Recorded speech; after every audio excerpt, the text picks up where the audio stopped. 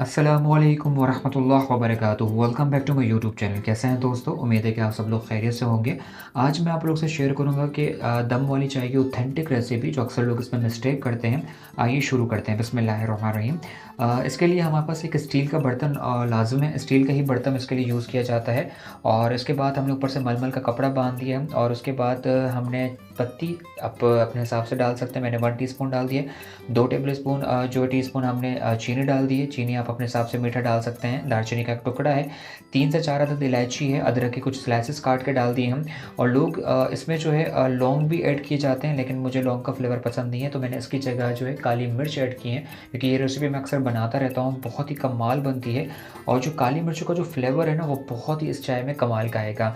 उसके बाद हमारे पास एक पैन में हमने मीडियम फ्लेम पर जो है हमने इसको पानी गर्म कर लिया। उसमें हमने ये ग्लास जो हमने पूरे इंग्रेडिएंट्स इसमें रखे हुए हैं वो अब हम इसमें डाल दिए हैं और इसको हमने स्टीम देना है। स्टीम का जो टाइमिंग होती है 40 टू 45 मिनट आपने स्टीम देना है। उसके बार बार इसको ढक्कन को खोलना नहीं है, ना ही बंद करना है, ताकि इसका फ्लेवर प्रॉपर्ली निकल नहीं पाएगा।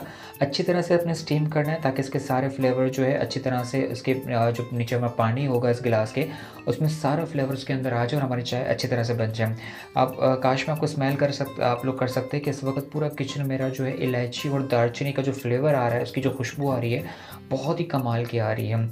और ये हमारा तैयार हो चुका है। अब हमने दूध गर्म करने के लिए रख दिया था और ये 1 कप के दरमियान दूध था और इसमें सारा जो हमारा अर्क निकला था और जो हमने फ्लेवर को स्टीम दिया था, तो हमारा अर्क उसमें सारा डाल दिया है। और आप देखिए माशाल्लाह सुभान अल्लाह क्या कलर आ रहा है। अब इसी से अंदाज़ा लगे कि उसका मतलब प्रॉपर जो है वो पानी पक चुका है प्रॉपर्ली।